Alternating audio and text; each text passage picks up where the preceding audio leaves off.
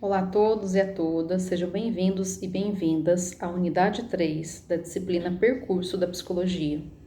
Nesta unidade falaremos de duas teorias importantes dentro da psicologia, a teoria psicanalítica e a teoria cognitivista.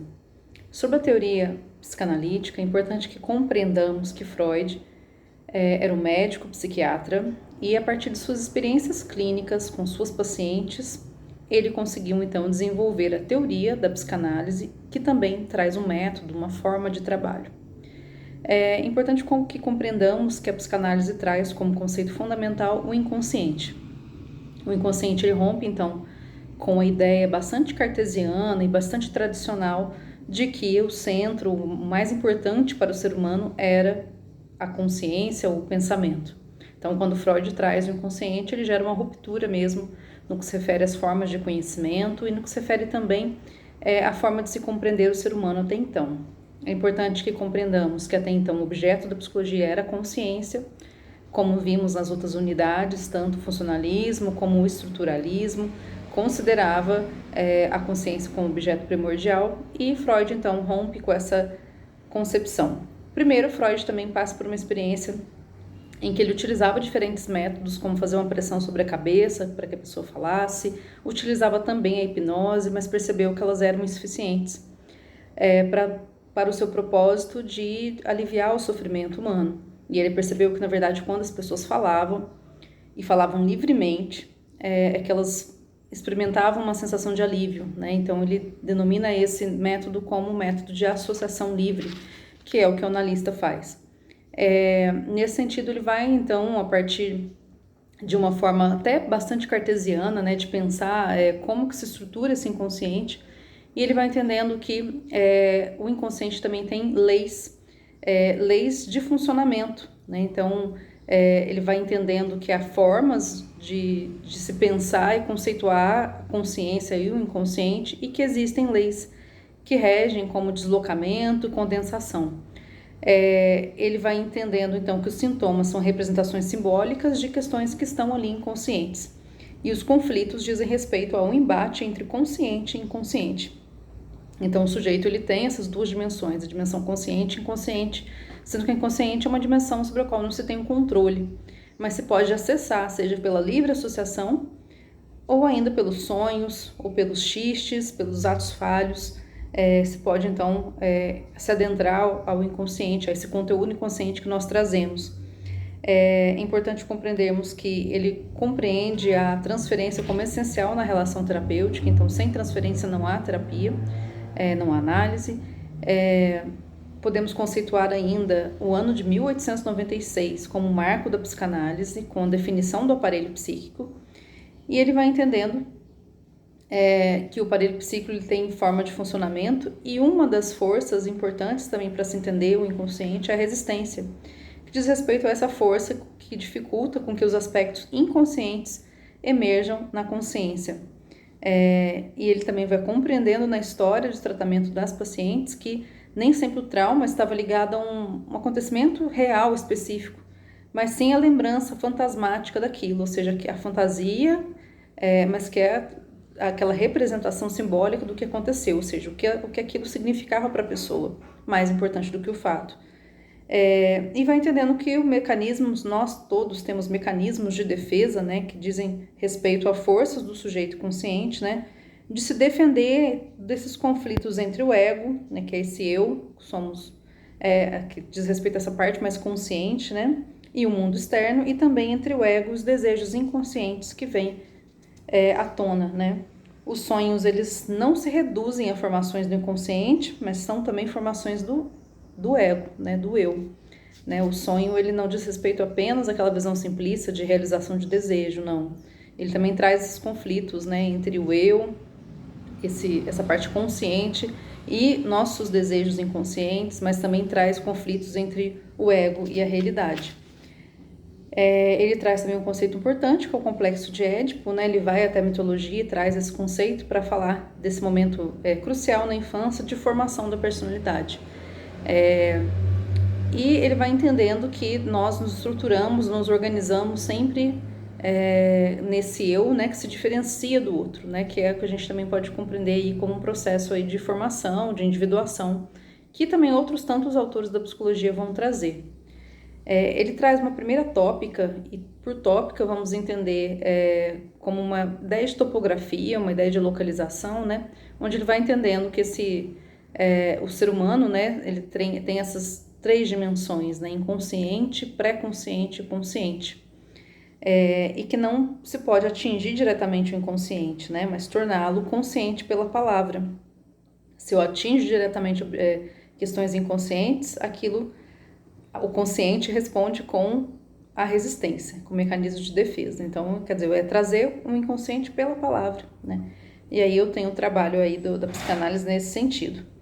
É importante compreender que em seguida ele muda essa ideia de inconsciente, pré-consciente e consciente, para então pensar uma outra forma onde ele percebe questões conscientes e inconscientes nessas outras três partes do que ele pode considerar aí importantes do aparelho psíquico, que é o ego, o id e o superego, né? Então tem uma parte do ego que ela é consciente, mas tem uma parte inconsciente também. E o ego, ele diz respeito aí, ele traz esse eu, né, nesse contato com o inconsciente, mas também com as exigências da realidade. É importante pensarmos uma figura do iceberg, né, onde o ego também é constituído de uma parte muito grande inconsciente e tem uma parte também consciente, né, uma parte de cima consciente. A psicanálise ela é uma teoria bastante complexa, bastante ampla e densa, e vários autores em seguida foram se apropriando da psicanálise freudiana, mas também modificando alguns de seus preceitos, algumas de suas conclusões importantes. Temos como autores importantíssimos a própria Anna Freud, filha do Freud, Bion, que traz a psicanálise para os processos grupais, e ele é estudado nas disciplinas de grupos. O Reich também, que fala sobre as couraças, sobre o corpo, e também Ferenczi. Temos o próprio Jung, que traz a própria teoria analítica. Então, a psicanálise ela foi importante e abriu um leque de possibilidades de teorizar e falar sobre esse aparelho psíquico, né? Além disso, a psicanálise é importantíssima por trazer também uma teoria do desenvolvimento, que não é uma teoria linear, né? É uma teoria também que fala dos afetos, que fala das identificações, e que não está preocupada apenas com o que é consciente ou com o que é aprendido, né? Traz também esse aspecto nosso, né, da nossa Constituição, que não é só linear, mas também ela, né, traz aspectos progressivos e regressivos, então é uma teoria bastante importante para compreender isso. Além disso, como estamos falando aqui também de uma outra teoria, né, que diz respeito à teoria cognitivista, né, a teoria cognitivista ela tem um enfoque muito grande no que se refere à explicação do desenvolvimento cognitivo, entendendo como um processo pelo qual a compreensão de mundo da criança ela vai mudando e também evoluindo em função da idade, mas também do aprendizado da experiência, trazendo avanços qualitativos, ou seja, mudanças mesmo, por exemplo, do engatinhar para o caminhar, ou seja, uma mudança qualitativa, uma mudança de configuração, e também avanços quantitativos, né, que diz respeito ao aprendizado, por exemplo, a memorização da criança que vai progredindo, né. Um autor muito importante que diz respeito a essa teoria é o Piaget, né. Jean Piaget foi um psicólogo suíço, que era também biólogo, epistemólogo, e dentro da epistemologia, que é a ciência do conhecimento, ele vai entender como que as crianças aprendem. Por isso ele traz muita contribuição para a psicologia e também para a pedagogia. Então ele vai falar de 4 estágios, rapidamente falando, seriam sensório motor, que é de 0 a 2 anos, onde a criança ela explora o mundo, tem contato com o mundo a partir das ações, né, do sentir, do tocar, do mexer. Então é aquilo que é sensorial e motor também, porque ela está explorando a partir das possibilidades dela de sentar, de engatinhar, de caminhar. E temos o pré-operatório, que é de 2 a 7 anos, onde a criança desenvolve o uso da linguagem, então ela está falando, vai ampliar muito o seu vocabulário, seu sistema simbólico, né, de representações, daí a importância da linguagem, da fantasia, e ela tem muitas vezes um pensamento até egocêntrico, né, centrada nela. Temos o operatório concreto, em que a criança tem uma mudança, não só quantitativa, mas qualitativa, né? A linguagem é aperfeiçoada, então dos 7 aos 12 anos, né, a criança tem um desenvolvimento imenso, uma noção também de conservação dos objetos, de reversibilidade das operações lógicas. Então, como o Piaget ele tinha um interesse em entender como que se aprendia, né, ele vai entendendo esses princípios dentro do desenvolvimento. E por fim temos o operatório formal, que é a fase da adolescência, de 12 até 17, 18 anos, mas isso pode se estender na vida adulta, que diz respeito às operações formais, né, que são as operações lógicas. É quando então a criança consegue trabalhar em cima de hipóteses, trabalhar com raciocínios complexos, pensar soluções, pensar ideias, pensar o possível. E isso é possível de fato a partir da adolescência, dos 12 anos. É claro que isso não se deve apenas à maturação, não se deve apenas à idade, mas também às experiências. Então, se uma criança ela está dentro da escola, ela vai aprender muito mais, né? E se ela tem acesso a muitos recursos de aprendizado, o aprendizado dela é impulsionado. Para isso, podemos então mencionar também um outro autor importantíssimo que a gente pode colocar dentro das teorias cognitivas, mas não se resume a isso, né? Que é o Vygotsky.